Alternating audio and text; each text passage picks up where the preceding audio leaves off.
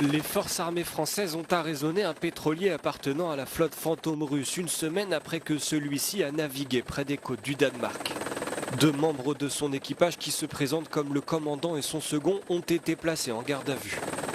Le parquet de Brest a indiqué avoir ouvert une enquête pour défaut de justification de la nationalité et refus d'obtempérer. Plus tôt, Emmanuel Macron avait évoqué une opération très importante de la marine française qui avait indiqué que le navire avait effectué des manœuvres suspectes et qu'il présentait des irrégularités dans ses documents. Les poursuites judiciaires pourraient inclure la saisie du navire dès son entrée dans un port français ou allié, ainsi que des poursuites pour violation des sanctions ou refus d'obtempérer. Baptisé le Boroquet ou le Pushpa, le navire battant pavillon béninois a été placé sur la liste noire de l'Union européenne et est soupçonné d'être impliqué dans les récents survols de drones qui ont perturbé le trafic aérien danois.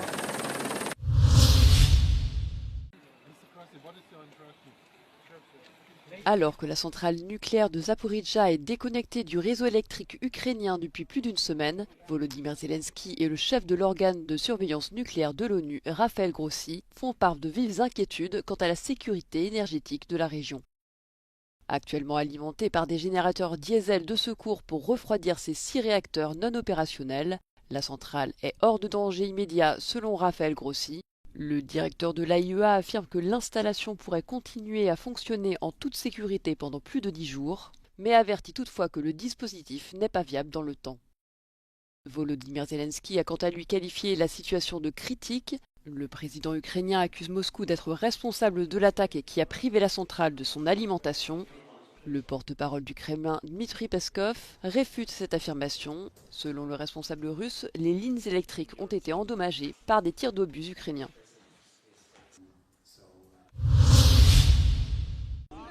Interrompue pendant plus de 7 heures ce mercredi, la fête de la bière organisée à Munich a rouvert ses portes en fin d'après-midi. La police a donné son feu vert après avoir levé l'alerte à la bombe et après la mort de l'auteur présumé d'un incendie et d'une explosion dans un autre quartier de la capitale allemande. Ce dernier s'est donné la mort après avoir rédigé une lettre dans laquelle il évoquait un attentat.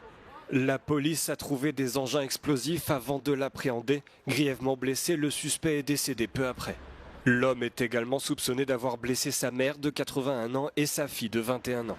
Si ce qui est considéré comme la plus grande fête foraine du monde commence habituellement à 10 h, les autorités ont préféré différer son ouverture pour fouiller la zone qui accueille l'Oktoberfest.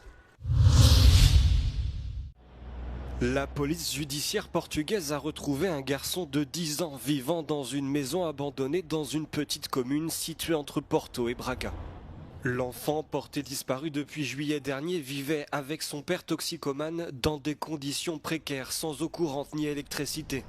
Dans son rapport, la police judiciaire qualifiait même cette maison de lieu de rencontre et d'hébergement pour les consommateurs de drogue. Esta casa, como está bastante tempo já abandonada, não sei por que motivos, e sei que é sítio ideal onde os toxicodependentes vêm aqui várias vezes, até estão aí metidos ontem à noite. Não sabia que tinha existido esse rapto, soube hoje ao meio-dia, quer dizer, durante uma hora, nas notícias na televisão, que tinha acontecido isso. Portanto, foi apanhado de surpresa. De surpresa, porque eu nunca pensei que um pai conseguisse fazer uma coisa dessas. Le père avait obtenu la garde légale de l'enfant en juillet. Il l'aurait emmené dans un lieu inconnu et serait devenu injoignable. La mère, qui vit en France, était restée depuis sans nouvelles. Selon la police, l'enfant a été retrouvé dans des conditions manifestement insalubres, vêtu de vêtements appartenant à son père. Il présentait de multiples blessures compatibles avec des piqûres, dispersées sur plusieurs parties du corps. Les autorités indiquent également qu'il n'avait pas été soigné depuis longtemps. L'enfant a été amené à l'hôpital et selon les médias locaux, présentait des traces de cocaïne dans son corps. Le Parlement portugais a approuvé mardi un renforcement des politiques d'immigration avec le soutien de l'extrême droite. La Cour constitutionnelle du pays avait rejeté une version précédente du projet, jugeant illégales ces dispositions de limitation du regroupement familial et du recours juridique pour les migrants. Le Parti social-démocrate de centre-droit du Premier ministre Luís Montenegro a approuvé plus d'une dizaine d'amendements au texte, avec le soutien massif des formations de droite représentées dans l'hémicycle. Tous les partis de gauche ont en revanche voté contre le projet. En vertu de cette réforme, le regroupement familial ne s'appliquera désormais aux migrants qu'après au moins 2 ans de séjour légal au Portugal. Et le texte durcit les conditions de séjour pour les ressortissants de pays lusophones comme le Brésil. En revanche, la réforme des conditions d'acquisition de la nationalité portugaise doit encore faire l'objet de débats. D'après les registres de 2024, plus d'1,5 million d'étrangers vivent au Portugal, soit environ 15% de la population totale du pays et près de 4 fois plus qu'en 2017.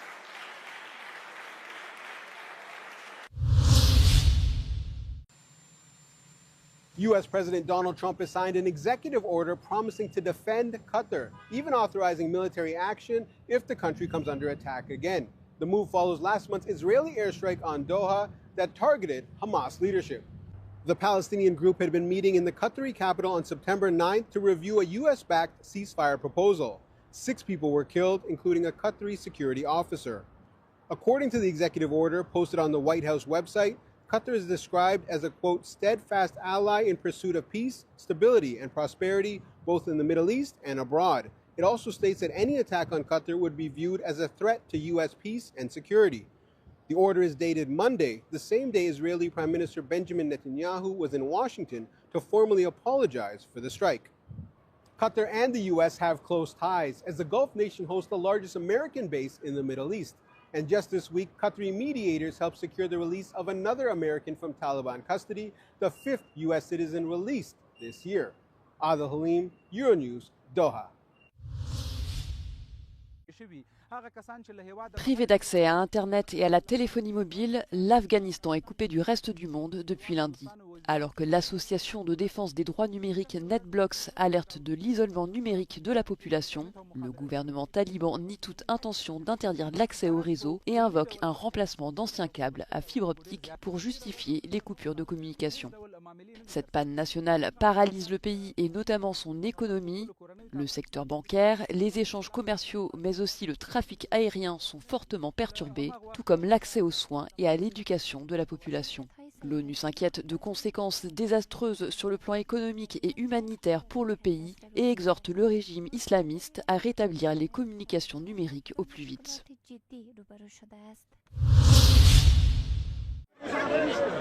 En Grèce, les députés pourraient très bientôt voter un projet de loi instaurant notamment une journée de travail de 13 heures. Mais les syndicats et les travailleurs s'y opposent fermement et ont appelé ce mercredi à une grève générale de 24 heures dans tout le pays. Des milliers de personnes ont commencé à se rassembler dans le centre d'Athènes avant de se rendre un peu plus tard sur la place Syntagma, près du Parlement grec, point d'orgue de la manifestation. Ce projet de loi porté par la ministre du Travail, Niki Kerameos, prévoit aussi plus de flexibilité, une répartition variable des congés, des heures supplémentaires quotidiennes, un suivi des salariés via une application notamment. Selon elle, l'allongement du temps de travail répondrait aux besoins des entreprises. Parmi la foule, beaucoup se disent contre cette journée de 13 heures et refusent la fragmentation de leur temps libre. Selon la Confédération générale des travailleurs grecs, co-organisateur de la manifestation, ce paquet de mesures n'est ni plus ni moins qu'un nouveau cadeau du gouvernement de Kyriakos Mitsotakis au patronat. Le syndicat prône de son côté pour une réduction du temps de travail à 37h30 par semaine, comme c'est déjà le cas dans de nombreux pays européens.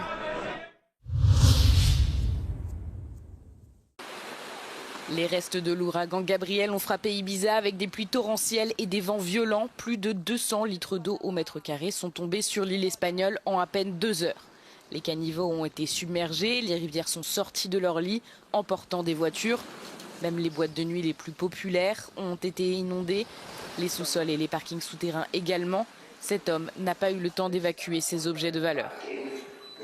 No hay manera de poder salir de aquí de ninguna manera. Ha entrado hasta el ascensor, el primer descansillo, y no se abre la puerta del parking y no podemos sacar ningún vehículo. En raison de la pluie qui s'est abattue sur la zone de sécurité, l'aéroport d'Ibiza a dû être fermé pendant une courte période. Les autorités ont lancé l'alerte rouge, fermant les écoles et les plages. Il a été demandé à la population de rester chez elle si elle le peut. Plusieurs services de bus ont été suspendus. Le Premier ministre espagnol Pedro Sánchez a également demandé aux habitants d'être extrêmement prudents et de suivre les instructions des services d'urgence. À Majorque, île voisine dans les Baléares, plus de 80 incidents liés aux pluies et aux tempêtes ont également été enregistrés, provoquant des inondations, des chutes d'arbres et des problèmes sur les voies publiques. Tirant des leçons des inondations dévastatrices de l'année dernière, les écoles de Valence ont également été suspendues et les parcs fermés par mesure de précaution. Les scientifiques ont prévenu que les tempêtes dans les Baléares seront de plus en plus fréquentes en raison du réchauffement des mers. Mougacé lance et vise le cochonnet. À l'occasion de la Semaine européenne du sport, athlètes avec des handicaps mentaux originaires des 4 coins de l'UE, sportifs et fonctionnaires européens s'affrontent à la boccia ou au tennis de table. L'événement, organisé par les Jeux olympiques spéciaux à la Commission européenne, a pour but de promouvoir l'inclusion des personnes avec un handicap mental dans l'UE. L'occasion de tordre le cou aux préjugés toujours persistants dans le sport et la société. People are scared. They don't know how to speak with special people, and they think they are only kids, but we are human beings. We work, we going to school, we have friends. Les personnes en situation de handicap mental sont confrontées à la stigmatisation et à l'isolement, alerte le président des Jeux olympiques spéciaux pour l'Europe et l'Eurasie. Regrettably, globally, it's the most underemployed, undereducated, the most unhealthy, regrettably the most trafficked, the most exploited, often the most abused. The plight facing people with intellectual disabilities is scandalous. Selon lui, l'accent doit être mis sur l'éducation et la sensibilisation. Look around you. These people will go back to their offices and they'll have a different understanding of what intellectual disability is. Maybe it's intellectual ability. Maybe it's different abilities. A lot of it has to do with that social education, that awareness raising, the proximity. Plus de 20 millions de personnes sont en situation de handicap intellectuel en Europe.